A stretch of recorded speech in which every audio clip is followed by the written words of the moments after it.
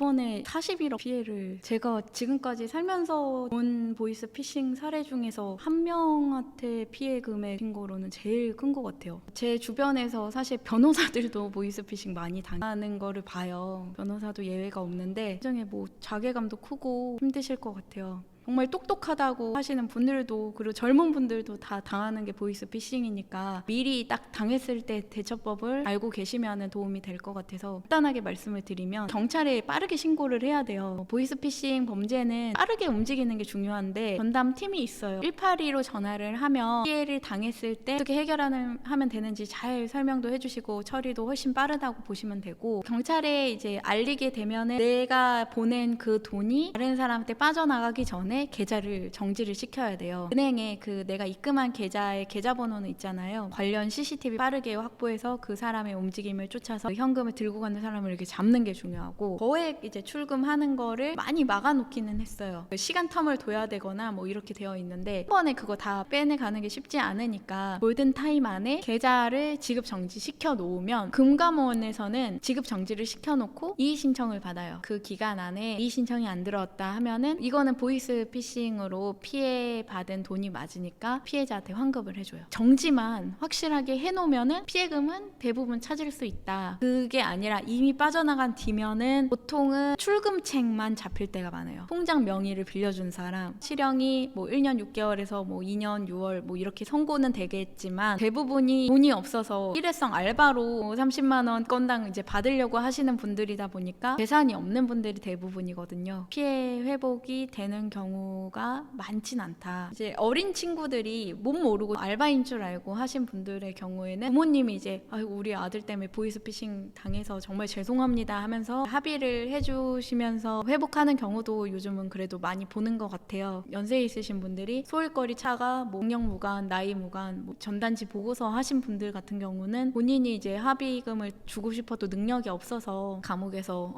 형을 치르고 나오시는 경우가 많다 보니까 제일 중요한 거는 빠르게 신고해서 돈이 빠져나가기 전에 계좌를 묻고 현금을 다른 사람한테 전달하기 전에 그 사람을 딱 특정해서 바로 잡는 그게 제일 중요하고요.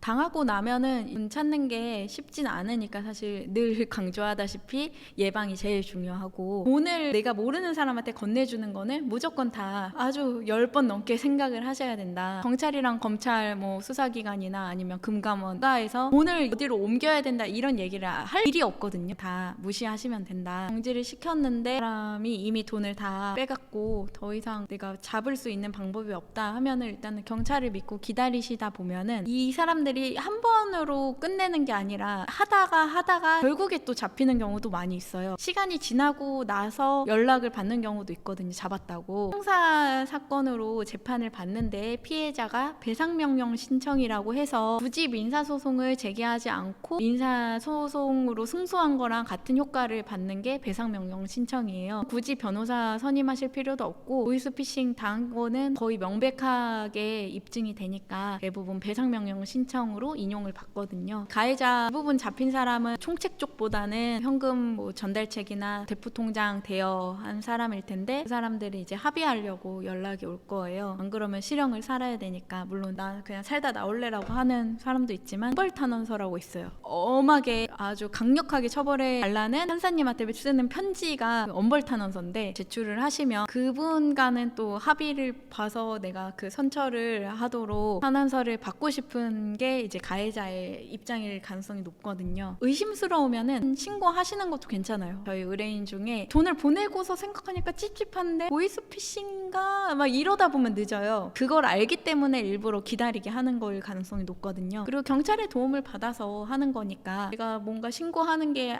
혹시 아니면 어떡하지 이렇게 소심하게 생각하지 마시고 찝찝하다 하면은 신고를 하시는 쪽이 더 좋을 것 같습니다.